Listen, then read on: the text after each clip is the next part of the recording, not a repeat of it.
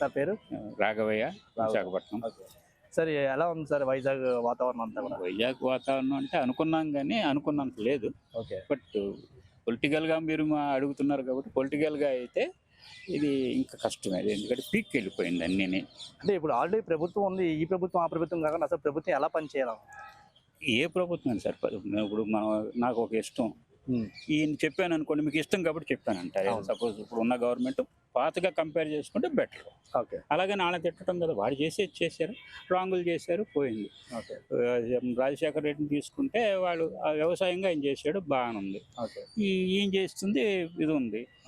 దీన్ని చేయటం వలన ఒక రూపంగా అడ్వాన్స్డ్గా వెళ్తుంది. కానీ కొన్ని చోట్ల సార్, కొన్ని చోట్ల డిస్కంటిన్యూ ఏ అంటున్నారు, క్వాంటమ్ అంటున్నారు, కొంత పోతుంది. టీసీఎస్ అనేది ఇప్పటికి ఎక్కడికో అన్నారు. ఇప్పుడు ఏమవుతుంది, టీసీఎస్ ఏమవుతుంది, పిల్లలు ఏమవుతున్నారు ఇక్కడ?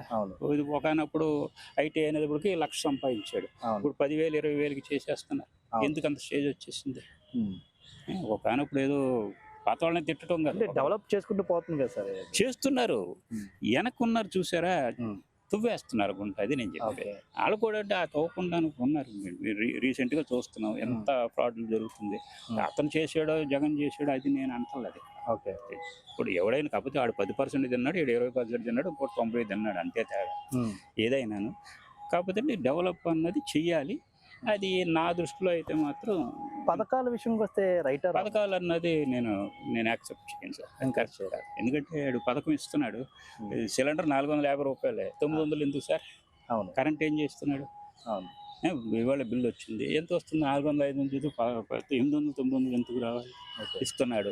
ఇంకా చెప్పాలంటే మేము ఒక ట్యాక్స్ పేయర్స్ ఉంటాం, నేను ఒక ట్యాక్స్ పేయర్ని. నా ట్యాక్స్ తీసుకెళ్ళి అవతల పథకాలకి ఇవ్వకపోయింది సార్.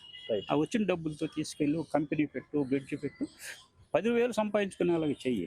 వాళ్ళు ఏంటంటే ఎలక్షన్ టైంలో డబ్బులు ఇచ్చే బదులు పథకాల రూపంగా ఇచ్చేస్తున్నారు. రైట్. ఆఫీషియల్గా ఇస్తున్నారు అంతే.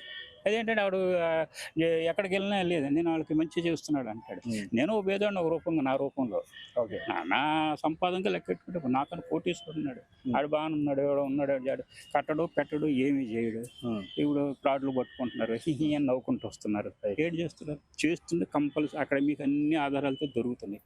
ఏం చేస్తున్నారు? అవును. ఏం చెప్పి ఇక మనం ఏంటంటే మీరు అనొచ్చు సరే ఎక్కడో సార్ ఫుల్ స్టాప్ ఉండాలి, ట్రై చేసి వదిలేస్తాం. ఈ పథకాలు అన్నారు, ముందు పథకాలు అన్నారు, చాలా తప్పు. సో ఓటు వేసేవారు తప్పు అంటారా? ఓటు వేసేవారు తప్పు అంటారా? వేసేవాళ్ళది తప్పే అంటాను నేను. వేసేవాళ్ళది తప్పు. ఎందుకంటే వేస్తున్నావు కాబట్టి వాడు చూస్తున్నాడు. ఎందుకు పథకాలు దేనికి? ఈ పథకం ఇచ్చి ఏంటి చేస్తుంది? నేను చెప్తున్నాను కదా, రూపాయి ఇస్తున్నావు, 5 రూపాయలు తింటున్నావు, లాగేసుకుంటున్నావు. వాళ్ళకి అవసరం లేదు కదా, మీన్స్ తక్కువ వాళ్ళని నేను కిందపరిచే పేదవాళ్ళు పాదవాళ్ళు పూరని నేను కాదనేది. వాళ్ళు కూడా ఆలోచించుకుని వాళ్ళు డెవలప్ అవ్వాలి చేసుకోండి. ఒకనప్పుడు చూస్తాం, ఎన్టీ రామారావు ఏదో పెట్టాడు, ఎంసెట్ అంటే లేదు పరీక్షలో, ఎంసెట్ తీసుకొచ్చాడు. ఓకే, ఒకనప్పుడు 10th పల్లెటూరులో మంచి వెల్ ఎడ్యుకేటెడ్ ఉన్నారు, 10th తర్వాత వాళ్ళు చదివేవారు కాదు, ఎంసెట్ వల్ల ముందు పైకి వచ్చారు.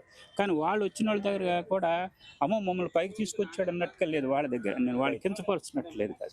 అమ్మో మనల్ని కూడా తీసుకొచ్చడం లేదు, ఆడు కూడా స్వార్థం పెరిగిపోయి మనకన్నా ఎక్కువ పెరిగాడు, మనకన్నా ఎక్కువ ఉన్నాడు. ఈ పథకాలు అంటున్నాడు సార్, ఉన్నవాడికే ఉంటుంది, లేనివాడికి అసలు లేదు. లేనివాడికి లేదు, ఉన్నవాడికి ఏంటంటే ఆడి ఇంటికి నేను చూస్తున్నాను సార్, ఆడికి మీటర్ ఉంటుంది, అన్నీ ఉంటుంది, ఏసీ ఉంది, అన్నీ ఉంది, మళ్ళీ ఆడికి పథకం ఏంటి సార్? ఇస్తున్నావు, ఇచ్చేసారు అని తీసేశారు అనుకో, మాకు తీసేశారు, అదొక ఏడుపు.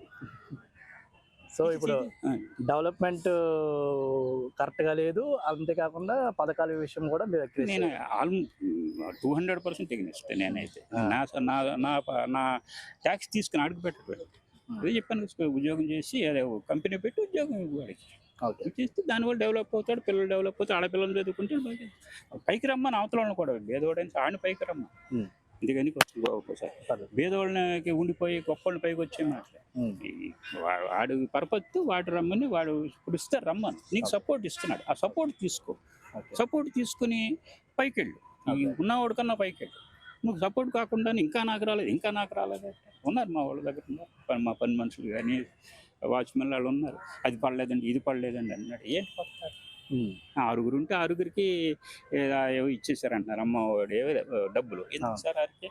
వాళ్ళు బిల్డింగ్లు చూస్తే పల్లెటూరులో ఉన్నారు మా వాచ్మెన్, అనకూడదు, అది బ్రహ్మాండంగా ఉంది వాళ్ళకి. ఎందుకు సార్ వాళ్ళకి?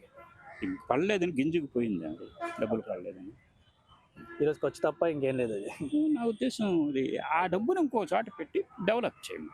ఓకే. ఇది చేస్తుంది కాదంటలేదు. ఇది వస్తుంది. నేను కాకిరెట్ట సముద్రంలో నేను చెప్పింది ఎవడో పట్టించుకోడు చేయడు. ఒక కాకిరెట్టే మీరు 10 మంది ఇలా తీసుకెళ్ళినా సరే నేనైతే అంతగా కూటమి ప్రభుత్వం వస్తుంది అంటారు నెక్స్ట్. ఏమో సార్ వాడు ఉన్నది టప్పని పడిపోలేదా ఆ టైంలో ఆడేదో పెట్టేస్తాడు చేయొచ్చు కానీ దీన్ని మనం ఏం చేయాలి. ఇప్పుడు బీహార్లో గొడవ అవుతుంది ఎంతవరకు ఇప్పుడు ఉన్నది ఏదో పథకాలు అంటాడు జనాలండి మీరు అన్నారు ఇందాక ఆశపడతారు. 2 రూపాయలు ఇచ్చింది ఇప్పుడు 4 రూపాయలు ఇస్తున్నది ఇప్పుడు ఏమవుతాడు ఇచ్చింది ఈసారి 4 ఇస్తాను అన్నాడు తీద్దాం చూద్దాం అంతేగాని ఆడనేమి దిగబాటు చేసి ఏవో కూడా చేయడం. మరి అంతమంది వెనక తిరుగుతున్నారు కదా ఇంకా అంటే పూర్తిగా వెళ్ళిపోలేదు కదా. కాకపోతే ఏంటంటే టైం టేకింగ్ నెక్స్ట్ టైం రాకపోవచ్చు కానీ కానీ ఆ టైం ఇంకా ఎలా ఉంటుందో తెలియదు. అఫ్కోర్స్ మేము ఉన్నాం అనుకోని బట్ ఉన్న వాళ్ళకన్నా బాగుపడాలి. Thank you sir.